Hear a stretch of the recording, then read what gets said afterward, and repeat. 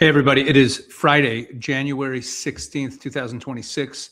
And here's an update about what's going on in Iran. As we talked about yesterday, President Trump decided to hold back and not carry out attacks on the Iranian sites to bring down the regime.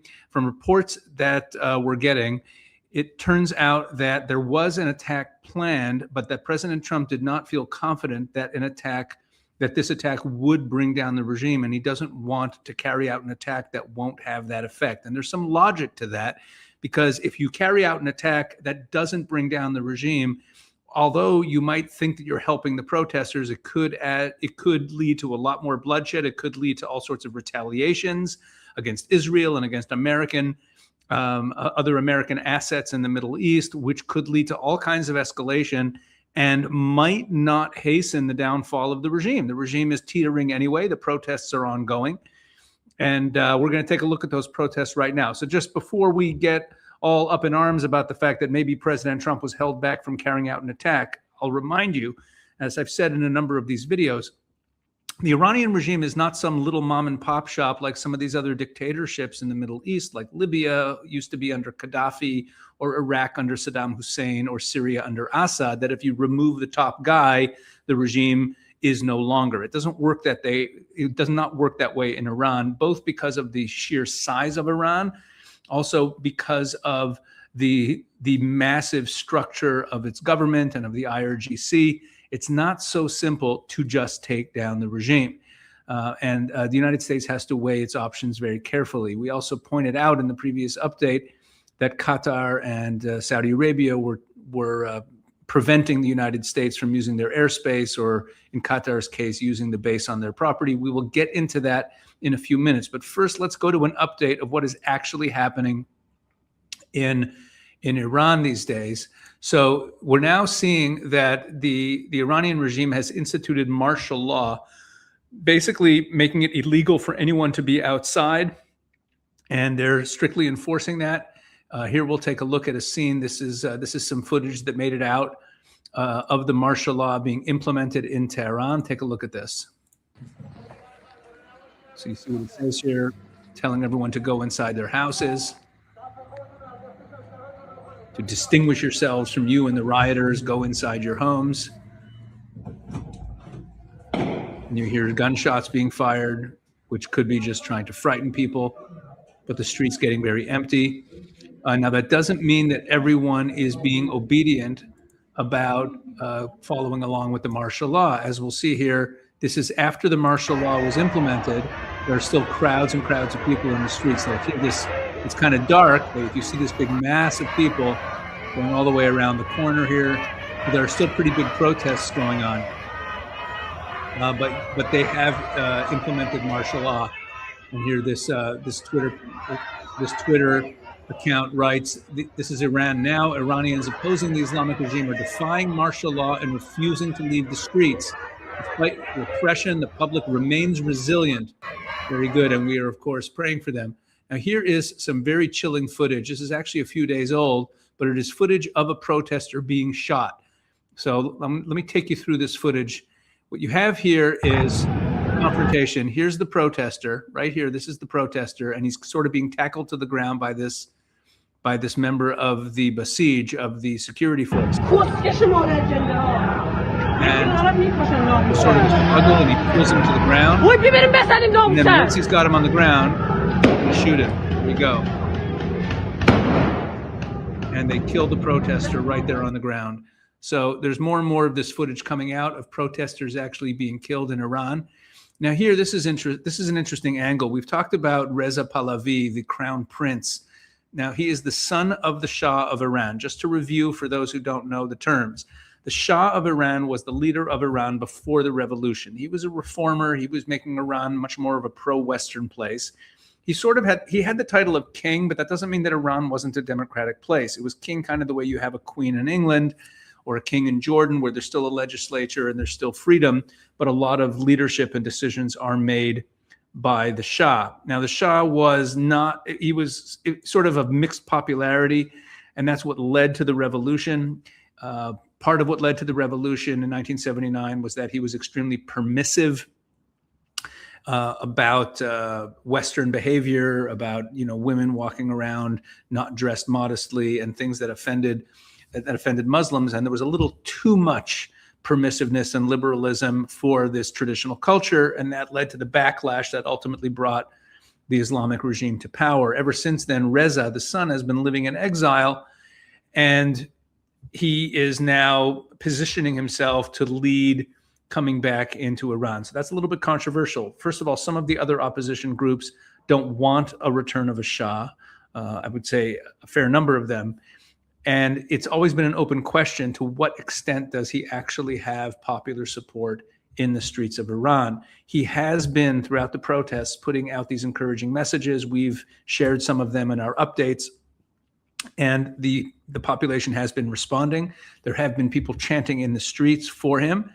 But it is an open question about how popular he is. Frankly, though, it's kind of a question that's not worth even dealing with yet, because no one's coming in to replace this regime until the regime actually falls.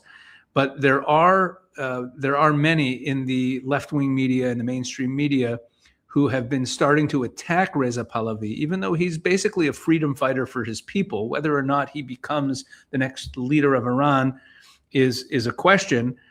But they've been attacking him. And this is an interesting interview that took place just the other day. Let's take a look at this. Yourself as more of a unifying figurehead, or do you see yourself actually wielding power? I'm talking about this phase of transition being the only person that people can trust as being a neutral arbiter. But you're going to run the thing. I have offered my services in that capacity. And I believe the trust that people have given to me behooves me to respond to that call and say, I accept that responsibility. I'm not working alone, obviously. I'm trying to bring as many people who are like-minded on the basis of three very simple principles. Number one is Iran territorial integrity. The second principle that we invoke, a clear separation of religion from state, not to have yet again a dominant single ideology, and the most important point, a guarantee of self-determination by means of free elections. And that's ultimately what leads us to a democratic alternative. The minute the ultimate will of the people is ratified by means of a final referendum, the temporary government will transfer power to that elected parliament and new government. But just to be very clear, that period will take a while. In that period, you will rule by decree? This is not a process where a temporary government gets elected. It is a voluntary step taken by people like myself and whoever I'm working with, which of course the endorsement and the support of the people. I'm not doing this against their will. I'm doing it at their ask. That's the difference. So the ask itself means that they want this to happen and they want to be able to trust someone, and that person at this point is me, to do that for them. And as I said, I'm not doing this. Well, there are many people. You have a number of a reasonably large fraction of the Iranian population are fervent supporters of yours, but not everybody is. Not everybody is. What is the legitimacy that you are using to do this? I mean, one could say you're coming in. You've spent your entire life since you were a teenager outside the country. Your father was not exactly a popular figure. And now you're coming in and saying, right, I'm here in charge again, and this is what I'm going to do. I'm only responding to what people are asking for. What name has been chanted in the streets of Iran in the last few months? What name do you see be written on the walls? What slogans have they chanted in the recent weeks? They have chanted the name of my family. They have called for me specifically.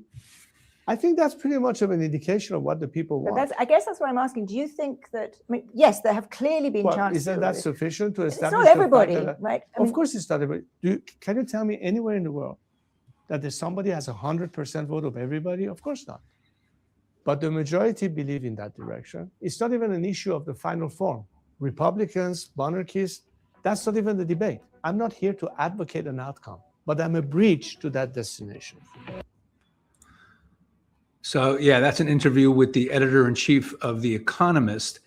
And you see what Reza Pahlavi is saying there. He's being attacked that, do you really have legitimacy? And he's saying, look, there are people chanting my name. There is a lot of popular support. They are chanting Pahlavi. Some of that is sentimental, that they're chanting the name of the last leader before the revolution took place in 1979, which is his father. So they're yearning for that pre-Islamic revolution time. And Reza Pahlavi is saying quite openly, look, I'm advocating for the freedom of my people. I'm advocating for an open and democratic society with freedom of religion and no state religion. That's what I'm advocating for. And and he is the symbolic leader of the opposition. Now, he referred to monarchists and Republicans. Let's get used to those two terms, because if God willing, the regime does fall, you're going to hear those two terms a lot. Let me explain who they are.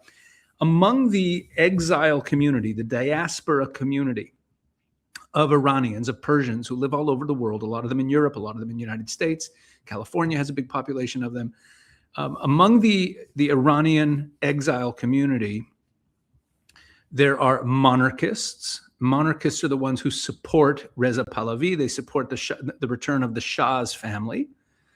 And then there are Republicans. That's what they call themselves. Nothing to do with the Republican Party in the United States, but they are the ones who don't want to return to the monarchy. They want to have a pure Western-style democratic republic without any figurehead monarch at the top of it. And while these two factions, the Republicans and the monarchists, disagree on what the day after in Iran should look like, that doesn't mean that they're hostile to each other on an ongoing basis. They both do cooperate as part of the dissident anti-regime Iranian population in exile. So it's not like it's not like there's going to be a shooting war between them. But there are these two different factions, and they might very well end up becoming two different political parties in a post-regime Iran. So yes, so this becomes an open question that hopefully will become a question that really has to be taken seriously, because if it has to be taken seriously, it'll mean that the regime has fallen. And one last thing I wanted to share with you, take a look at this here. I mentioned this in the previous update, that Qatar said that it won't allow attacks from its Al Udeid base against other countries. Now, the Al Udeid base is the major United States base, the CENTCOM base in Qatar. That's America's headquarters in Qatar. And as I mentioned in the previous update, Qatar has refused to allow the U.S. to use it. So Mark Levin, the famous talk show host, points out the obvious. Qatar is using our base there to actually limit our ability to make independent decisions in our national security interests. We can't let a terror state with 300,000 people aligned with Iran to control what we do. They're using our base against us, right? So he's making an obvious point. And this is a point, it's not, in the short term, it could be that the Qataris get their will, but bear in mind, if the Qataris are tying the Americans' hands, even if President Trump decides in the end not to attack, the fact that he's being told what he can and can't do with an American base in Qatar by the Qataris is going to leave a mark, as they would say. It's going to have some damage down the road. It does not do well for the Qataris, and it puts a crack in this whole love affair between the Trump administration and the Qataris. And Mark Levin points out the obvious: don't tell us what to do with our base. Now, in response to this tweet, a member of the Qatari royal family, this guy here, what's his name? It's written here in Arabic, KBJ Al-Thani. The Al-Thani family, see, Al-Thani is his name. The Al-Thani family is the ruling family in Qatar, because these Arab countries are basically run like family businesses. They're like mafia families, right? So the Al-Thani family, that's Qatar. Qatar only has a limited number of people who are citizens, and if you're not a citizen, you can't become a citizen. Everyone else there are guest workers or slaves. So this member of the Qatari royal family writes the following in response to Mark Levin. Check this out. Owning an apartment in a residential neighborhood doesn't give you the right to control the fate of that neighborhood simply because you own the apartment. You are merely a tenant of a military base in Qatar. So do not act as if you are doing us a favor, because everyone knows it benefits you far more than it benefits us. If Qatar decides to dismantle the American base on its territory, it would not harm us much. But for you, it would amount to cutting off one of your hands in the Middle East. In short, the state you label as terrorist is the very state you are pleading with to maintain the military base and host your troops. When the decision concerns the sovereignty and general interest of the Arab region and the Gulf, the decision is undoubtedly a Gulf decision, not an American one. Shut up, Mark. Now, that to me is, there's a Yiddish term that's become a kind of, popular word in English, chutzpah. This is the ultimate chutzpah. Look, this base in Qatar protects Qatar. President Trump, let's go back to when Israel attacked the Hamas leadership in Qatar a number of months back, and Trump was not happy with that. Remember, they launched an airstrike trying to kill these Hamas leaders.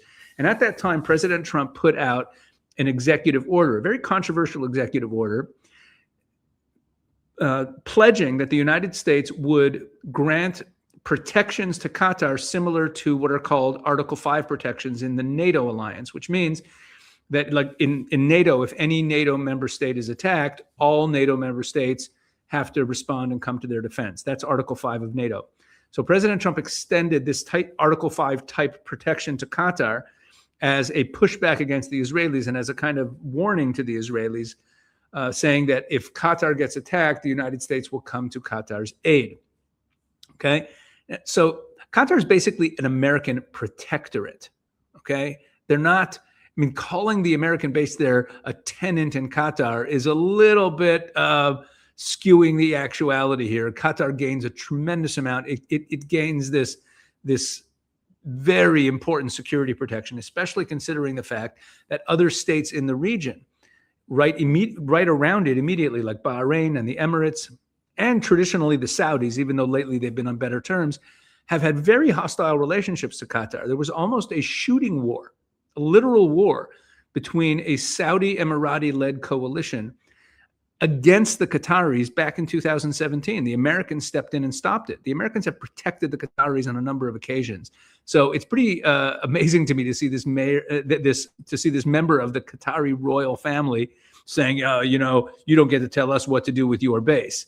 But again, as I said at the beginning of the video, long term, this could have some serious implications for Qatari-U.S. relations. I think that's a good thing. I think the Americans do need to realize that the Qataris cannot be trusted to protect American interests. The only ally in the region that is really reliable to protect American interests is Israel. And this whole love affair that the Trump administration has had with the Qataris and the compromise, you have a number of people very close to Trump, including his own kids and Steve Witkoff, who have been in business with the Qataris. Kash Patel, the head of the FBI, before he was the head of the FBI, there was a period of time where he was a registered agent being paid by the Qataris. Pam Bondi, the Attorney General, was registered under the Foreign Agent Registration Act on the payroll of the Qataris. So there's a lot of compromise in the Trump administration, in his inner circle, from Qatar. And that has led to this kind of tiptoeing around the Qataris and what they want. But President Trump is also someone who doesn't like to be told what he can and can't do. So I think that this is a plot line that we're going to watch carefully, and we'll include it in our later updates.